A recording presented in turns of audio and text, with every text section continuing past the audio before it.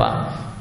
နော်ဒီမဂ္ဂင်၈ပါးကိုပွားများမယ်ဆိုရင်မဂ္ဂင်၈ပါးကလွဲလို့ကျန်တဲ့ဗောဓိပက္ခိယတရားတွေလည်းဖြစ်ထွန်းလာတယ်ဒီတရားတွေဟာတစ်ခုနဲ့တစ်ခုဆက်ဆက်နေတယ်လို့ဦးဇင်းတို့ခဏတိုင်းပြောခဲ့တယ်နော်အခုမဂ္ဂင်၈ပါးကိုပွားများရင်ကျန်တဲ့ဗောဓိပက္ခိယတရားတွေဖြစ်လာမယ်ကိုပြီးသီးကျင်တာတွေကိုပြီးစည်းနိုင်တဲ့အစွမ်းတတ္တိဖြစ်စေတဲ့ဣဋ္ဌိပတ်လို့ဆိုရမယ်သန္နာဝိရိယစိတ်တဝိမာန်တဆိုတဲ့တရားအဲ့ဒီဣဋ္ဌိပတ်တရားတွေဟာလည်းပဲမဂ္ဂင်၈ပါးကိုပွားများရင်ပြည့်စုံလာမယ်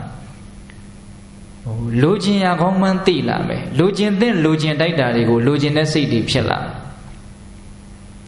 မဂ္ဂင်၈ပါးကိုပွားများလို့တရားချမ်းသာကိုထိုက်တဲ့လောက်မြည်ဆန်းရရင်ဆန္ဒတွေဟာပိုထက်သန်လာမှာတော့မလွယ်ဘူးဟုတ်လားအဲ့ဒါလိုပဲဝိရိယကြိုးစားအထောက်မှုစိတ်ဝင်စားမှုနော်ဒါကိုလှုပ်တဲ့မှုလှုပ်တာများလာလိုက်လေလှုပ်တဲ့လုပ်ငန်းပိုင်းမှာပို့ပြီးတော့ကျွမ်းကျင်လာတဲ့ပညာပိုင်းမှာရောတိုးတက်မှုရှိမလားပဲဟုတ်လားရှိလာတယ်ဒါဥစဉ်ကပိဋကပေါင်းတော်ကောင်းတို့စဉ်းစားဖို့အစလေးတွေပြောတာပါမဂ္ဂင်၈ပါးကိုပွားများရင်ကျန်တဲ့ဗောဓိပက္ခိယတရားတွေတစ်ခုချင်းစဉ်းစားကြည့်အကုန်လုံးဟာဖြစ်လာလိမ့်မယ်အထက်မိုးကောင်းငင်မှာ၄မျိုးစုံတိုက်ခတ်နေသလိုမဂ္ဂင်၈ပါးကိုပွားများမယ်ဆိုလို့ရှိရင်သူတော်ကောင်းတရားမျိုးစုံမိမိတဏ္ဍာမှာဖြစ်ထွန်းလာလိမ့်မယ်ဒါကြောင့်နှစ်အချက်ကောင်းမြတ်မှုမှန်သမျှမြင့်မြတ်မှုမှန်သမျှမဂ္ဂင်၈ပါးကြောင့်ရနိုင်တယ်ဆိုတဲ့အချက်နှစ်ချက်ရှိပြီနော်ယုံညံ့မှုဆိုးဝါးမှုမှန်သမျှကိုဖယ်ရှားသုတ်သင်ပြနိုင်တဲ့အစွမ်းကောင်းမြတ်မှုစင်ကြယ်မှုမြင့်မြတ်မှုမှန်သမျှကိုဖြစ်ထွန်းစေနိုင်တဲ့အစွမ်းမဂ္ဂင်၈ပါးမှာရှိနောက်သုံးအချက်ကတရားဓမ္မတို့ဦးဇင်းတို့လောကီလူသားတွေအနေနဲ့လွန်တရားမျက်နှိုးစရာကောင်းတဲ့အရေးအသွေးတစ်မျိုးပေါ့အဲ့ဒါကဘာလဲဆိုတော့စိတ်ကိုတည်ငြိမ်စေတဲ့အစွမ်းတတ္တိမဂ္ဂင်၈ပါးကိုပွားများရင်စိတ်ဟာအလွန်တည်ငြိမ်မယ်တဲ့အဲ့ဒါကိုလည်းမြတ်စွာဘုရားကဥပမာနဲ့ဟောတာပဲသူကဥပမာနဲ့ပြောလို့ရှိရင်အလွန်နားလည်လွယ်တဲ့သဘောလည်းရှိတယ်အလွန်လည်းမှတ်မိလွယ်တဲ့သဘောလည်းရှိတယ်ဥပမာလေးတွေဆိုတာကမျက်စိထဲမှာလည်းမြင်ရောက်လာတဲ့သဘောရှိတာကိုနော်အဲ့ဒါကြတော့မြတ်စွာဘုရားကဥပမာနဲ့ဘယ်လိုပေးတော့ဆိုတော့တေယထာပိဘိကဝေကုံဘောအနာရတောသုတ်ပုတ္တိယောဟောတိတာရတောဒုပ္ပုတ္တိယောယဟန်တော်တို့တဲ့ငါဥပမာပြောပြမယ်ကုံဘောအနာရတောသုတ်ပုတ္တိယောတာရတောဒုပ္ပုတ္တိယောတဲ့အနာရတောတီယာကရုပ်ခွေမရှိသောကုံဘောအိုးသည်သုတ်ပုတ္တိယောလိမ့်လွယ်တယ်မငြိမ်ဘူးတဲ့မြေအိုးတစ်လုံးသူ့ရဲ့တီယာကရုပ်ခွေမရှိဘူးဆိုလို့ရှိရင်ဒီမြေအိုးဟာလှုပ်နေပဲနော်မြေအိုးတွေသုံးကြတာတော့တဖြည်းဖြည်းနဲ့နေသွားတာပေါ့နော်မြေအိုးသုံးပြီဆိုလို့ရှိရင်ကရုတ်ခွေပေါ်မှာမထားဘူးလားထားတယ်ဦးဇင်းတို့တောရက်ဒေတာမှာအခုချိန်ထိဟင်းကိုမြေအိုးနဲ့ဒါချက်ကြတော့ရှိပါသေးတယ်ထမင်းတော်မြေအိုးနဲ့ချက်တဲ့ကြွားတွေရှိသေးတယ်အဲ့ဒါသူ့ကိုကရုတ်ခွေကလေးနဲ့သူကတွဲပြီးတော့ထားရတာဒါမှမဟုတ်ရင်လည်းပဲ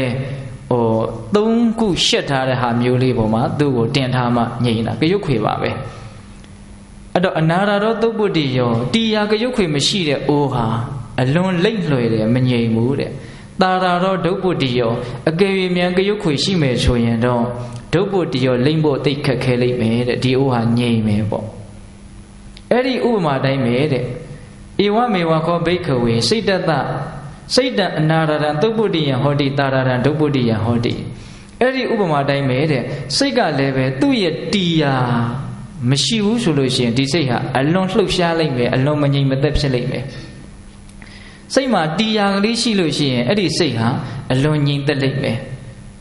ဥမာကရုတ်ခွေလို့လို့စိတ်မှာလည်းပဲတီယာဆိုတာလိုတယ်ဆိုတဲ့အဓိပ္ပာယ်အဲ့တော့ဥရဲ့ကရုတ်ခွေရှိဖို့လိုအပ်တယ်လို့စိတ်မှာလည်းပဲကရုတ်ခွေရှိဖို့လိုအပ်တယ်ဆိုတဲ့အဓိပ္ပာယ်စိတ်ဒီဟူသောဥမှာကရုတ်ခွေရှိဖို့ကရုတ်ခွေဒီဟူသောတီယာရှိဖို့လိုအပ်တယ်အဲ့ဒီစိတ်ရဲ့တီယာကရုတ်ခွေကဘာတော့ဆိုတော့တဲ့မဂ္ဂင်၈ပါးပါတဲ့ကောသဘိကဝေစိတ်တတအာရတောစိတ်ရဲ့တီယာကရုတ်ခွေဆိုတာဘာကိုပြောတာတုံးဆိုတော့အယမေဝအရိယောအထင်ကြီးကောမေကောတဲ့အဲ့ဒါမဂ္ဂင်၈ပါးကိုပြောတာတဲ့ဆိုလိုတာကမဂ္ဂင်၈ပါးကိုပွားများမယ်ဆိုရင်လှုပ်ရှားနေတဲ့စိတ်တွေဟာတည်ငြိမ်သွားလိမ့်မယ်ပြောင်းပြက်ခတ်နေတဲ့စိတ်တွေဟာငြိမ်သွားလိမ့်မယ်နော်တရားဓမ္မတို့ဦးရှင်တို့တပည့်ကများသောအားဖြင့်လူဆန္ဒတွေနဲ့ပြောင်းပြက်ခတ်နေတာရှိတယ်ဖြစ်မှဖြစ်ပါမလားဆိုတဲ့စိုးရိမ်မှုတွေကြောက်ကြမှုတွေနဲ့ပြောင်းပြက်ခတ်နေတာတွေမရှိဘူးလားတခါတလေကြတော့လည်းပဲကိုယ့်ဟာနဲ့ကိုယ်လောပြီးတော့စိတ်တွေကမငြိမ်မဲနဲ့ပန်းနေတာဆင်းရဲနေတာတွေမရှိဘူးလားရှိတယ်အဲ့လိုစိတ်ရဲ့မငြိမ်သက်မှုကြောင့်ဖြစ်ပေါ်လာတဲ့ဆင်းရဲခြင်းသဘောတရားတွေကို စိတ်ကိုငြိမ်သက်အောင်ကြိုးစားခြင်းအပြင်ချမ်းသာအောင်လုပ်ဖို့မလိုဘူးလားလိုတယ်အဲ့ဒီစိတ်ကိုငြိမ်သက်ခြင်းတယ်ဆိုလို့ရှိရင်ဘာလုပ်ရမလို့မဂ်ခင်၈ပါးကိုပွားများရမယ်မဂ်ခင်၈ပါးသည်စိတ်ဒီဟူသောအိုးရဲ့အကောင်းဆုံးတရားကရုတ်ခွေပါလို့မြတ်စွာဘုရားဟောတာဒါကြောင့်ကိုယ်စိတ်ကလေးကိုကောင်းကောင်းအထိုင်ချထားတတ်ဖို့မလိုဘူးလားလိုတယ်နော်ကိုယ်စိတ်ကူးရင်းနဲ့ကိုတွေးမိတရားတွေးလုံမိလုံရလုံပြောမိပြောရပြောပြီးတော့ဒီလိုနဲ့အချိန်ကုန်ရင်စိတ်ကဘယ်လိုမှငြိမ်ဖို့တည်ဖို့ဆိုတာမလွယ်ဘူးဟုတ်ရဲ့လားအဲ့တော့တရားဓမ္မတို့ဦးဇင်းတို့ဘာမျိုးမဆိုကောင်းမြတ်တဲ့အရာတွေကကြိုးစားယူရတဲ့သဘောရှိတယ်တိဆောက်ယူရတဲ့သဘောရှိတယ်ရှာရဖွေရတဲ့သဘောရှိတယ်ပစ္စည်းဥစ္စာတွေလည်းရှာရတာပါပဲအဲ့လိုပဲသူတော်ကောင်းတရားဆိုတာလည်းရှာရတာပဲကြိုးစားရတာပဲလုပ်ရတာပဲအာမိတပရိယေတနာဓမ္မပရိယေတနာလို့ပရိယေတနာရှာဖွေခြင်းဆိုတာလည်း2မျိုးရှိတာကိုနော်အာမိတပရိယေတနာဆိုတာကကာမဂုဏ်အစာကိုရှာတာပေါ့ဒါပုထုဇဉ်တွေမှာမကင်းနိုင်ပါဘူးဟုတ်လားအဲ့ဒါလိုကာမဂုဏ်အစာဟာလည်းပဲရှာမရတယ်လို့ဓမ္မပရိယေတနာတရားဆိုတာလည်းရှာမရတာပဲရှာရတာပဲဒီဘက်ကိုစိတ်ဝင်စားရတယ်နော်ရှာတဲ့အခါမှာရှာရကျိုးနဲ့တာကတော့တရားကိုရှာရတာတော့အလွန်ရှာရကျိုးနဲ့တယ်ရှာရကျိုးနဲ့တယ်မနဲ့ဘူးဆိုတာကကိုရှာလိုက်လို့ရရှိလာတဲ့အကျိုးရလဒ်ကြောင့်ကိုဘလောက်ချမ်းသာသွားတယ်လဲဆိုတာပေါ်မှာအဓိကမူတည်ပြီးတော့ဆုံးဖြတ်ကြရမှာဟုတ်တယ်မဟုတ်လားအမိတကိုရှာလို့ရလာတယ်ရလာတော့ဘလောက်ကောင်းသွားတယ်လဲဓမ္မကိုရှာလိုက်တယ်ရလာတယ်ရလာတော့ဘလောက်ကောင်းသွားတယ်လဲအဲ့ဒီဘလောက်ကောင်းသွားတယ်လဲဆိုတာဒီရှာရကျိုးနဲ့မနဲ့ဆိုတာကိုသူကဘာလုပ်လိမ့်မယ်တော့အဖြေထုတ်ပေးမှာပဲဟုတ်ရလားဒါကြောင့်ပိဿပေါင်းသူတော်ကောင်းတို့ဒီလှုပ်ရှားနေတဲ့စိတ်တွေမတည်မငြိမ်ဖြစ်နေတဲ့စိတ်တွေကိုမလှုပ်ရှားသေးဖို့တည်တည်ငြိမ်ငြိမ်ဖြစ်စေဖို့ထိုမှတစ်ဆင့်အမှန်တရားတွေကိုသိသေးဖို့ဆိုပြီးတော့စိတ်ကိုငြိမ်အောင်အထိုင်ချတဲ့ရာအကောင်းဆုံးကြွခွေရှိဖို့မလိုဘူးလားလိုတယ်အဲ့ဒါဘာဖြစ်မှာတော့မဂ်ခင်၈ပါးတဲ့အဲ့ဒါမဂ်ခင်၈ပါးရဲ့စိတ်ကိုတည်ငြိမ်စေနိုင်တဲ့အစွမ်းတတ္တိရှိတယ်ဆိုတဲ့အချက်ပေါ့ဘယ်နှချက်ရှိသွားတော့ဦးဇင်းပြောတာ3ချက်ရှိသွားပြီနော်မကောင်းမှုအကုသိုလ်ယုံညံ့မှုမှန်သမျှကိုဖယ်ရှားသုတ်တင်ဖြစ်နိုင်တဲ့အစွမ်းကောင်းမှုမှန်သမျှမြင့်မြတ်မှုမှန်သမျှကိုဖြစ်ထွန်းစေနိုင်တဲ့အစွမ်းလှုပ်ရှားနေတဲ့စိတ်ကိုငြိမ်သွားစေတဲ့အစွမ်းမဂ်ခင်၈ပါးမှာရှိတယ်နောက်ဦးဇင်းတို့၄ခုမြောက်ပြောချင်တာကတော့စစ်မှန်တဲ့ငြိမ်းချမ်းမှုကိုဖြစ်စေနိုင်တဲ့အစွမ်းရှိတယ်တဲ့မဂ်ခင်၈ပါးစစ်မှန်တဲ့ငြိမ်းချမ်းမှုဆိုတာဘာကိုပြောတာလဲဆိုတော့နိဗ္ဗာန်ကိုပြောတာပါကျန်တဲ့ငြိမ်းချမ်းမှုကျန်တဲ့ချမ်းသာမှုဆိုတာကတကယ့်အမှန်အကန်ငြိမ်းချမ်းမှုအမှန်အကန်ချမ်းသာမှုလို့မပြောနိုင်ဘူးမဆိုနိုင်ဘူးနိဗ္ဗာန်ချမ်းသာသီးသားလျက်စစ်မှန်သောအမှန်အကန်ဖြစ်သောချမ်းသာလို့ပြောရတယ်အဲ့ဒီနိဗ္ဗာန်ချမ်းသာကိုမဂ်ခင်၈ပါးကိုပွားများသောအဖြစ်ရနိုင်ပါတယ်ဆိုတဲ့အကြောင်းကိုလည်းပဲမြတ်စွာဘုရားကဥပမာနဲ့ဟောတာပဲအဲ့ဒါကိုကြားတော့ဘယ်လိုဥပမာပေးတော့ဆိုတော့သေယထာပိဘိကဝေခေငါနရီသမုဒ္ဒနေနာသမုဒ္ဒဘောနာသမုဒ္ဒပပ္ပရာချက်သားတို့တဲ့ဟောဒီခေငါမြစ်ကြီးဟာသမုဒ္ဒရာဒီကိုဥတည်နေတာတဲ့သမုဒ္ဒရာဘက်ကိုကိုင်းနေတာသမုဒ္ဒရာဘက်ကိုညှွတ်နေတာတဲ့သမုဒ္ဒရာဘက်ကိုစီးဝင်နေတာသူ့ရဲ့လှုပ်ရှားမှုတွေဟာဘယ်ကိုဥတည်နေတာသမုဒ္ဒရာကိုဥတည်နေတာခေငါမြစ်ရဲ့ပန်းတိုင်ဒီသမုဒ္ဒရာပဲသူသမုဒ္ဒရာဘက်ကိုလှည့်ပြီးတော့စီးဆင်းနေတာအဲ့ဒါလိုပဲတဲ့မဂ်ခင်၈ပါးသည်နိဗ္ဗာန်နေတော်ဟောတိနိဗ္ဗာန်ပေါ်တော်နိဗ္ဗာန်ပပ္ပတော်မဂ်ခင်၈ပါးသည်နိဗ္ဗာန်ဘက်ကိုဥတည်နေတယ်နိဗ္ဗာန်ကိုညှွတ်နေတယ်နိဗ္ဗာန်ဘက်ကိုကိုင်းနေတယ်ကိုတစ်ပင်တစ်ပင်တောင်ဘက်ကိုကိုင်းနေတယ်ဆိုတဲ့အခါမျိုးမှာခုတ်လဲလိုက်လို့ရှိရင်တောင်ဘက်ပဲလဲသွားမှာပေါ့မြောက်ဘက်ကိုင်းနေတယ်ဆိုရင်မြောက်ဘက်ပဲလဲသွားမှာပေါ့သူကိုင်းတဲ့နေရာသူညှွတ်တဲ့နေရာကိုသူရောက်သွားမှာအဲ့လိုပဲမဂ်ခင်၈ပါးဟာသမုဒ္ဒရာဘက်ကိုစီးဝင်နေတဲ့ခင်္ဃာမြစ်နဲ့အတူတူပဲနိဗ္ဗာန်ကိုစီးဝင်မယ်အဲ့တော့ကိုကအဲ့ဒီရေရင်ကြောပေါ်မှာမျောပါပြီးတော့လိုက်တက်ဖို့လိုတာပေါ့အတိပ္ပယ်ကအဲ့တော့ဒီနေရာမှာဦးဇင်းပြောချင်တာကခင်္ဃာမြစ်ဒီနိဗ္ဗာန်ကိုဥတည်နေတယ်လို့မဂ်ခင်၈ပါးဟာလည်းပဲစစ်မှန်တဲ့ငြိမ်းချမ်းမှုလို့ဆိုရမယ်နိဗ္ဗာန်ချမ်းသာကိုရဖို့အတွက်ဥတည်နေတာ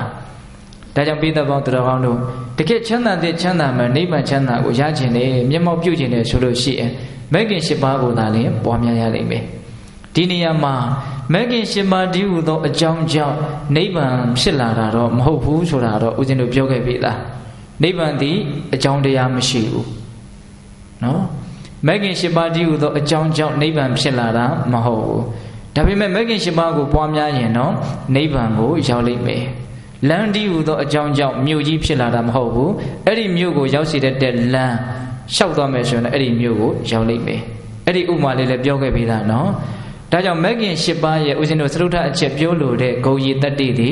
တကယ်ချမ်းသာတဲ့ချမ်းသာမှာငြိမ်းချမ်းမှုအစစ်အမှန်ကိုရစေလိမ့်မယ်ဆိုတဲ့အချက်အဲ့ဒီအချက်တွေကိုထောက်ထားသောအဖြစ်မဂ်ခင်၈ပါးသည်လမ်းတကလမ်းထဲမှာအမျက်ဆုံးသောလမ်းဖြစ်တယ်ဆိုတဲ့စကားဟာ